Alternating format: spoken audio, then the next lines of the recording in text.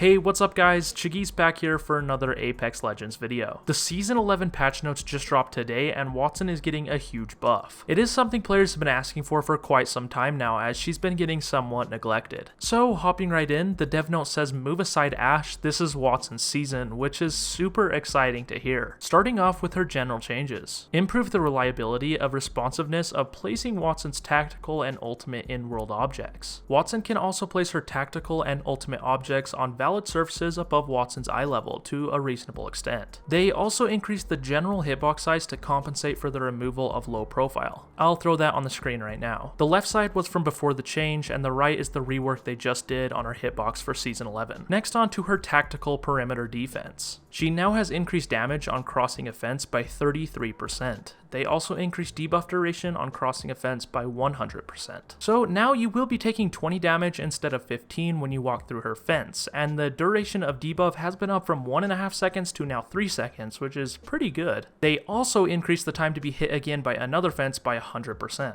Next, they decreased her fence recharge time by 50% and increased her placement range by 50%. And they decreased the delay between fences shutting off and reactivating after an ally passes through them by 60%.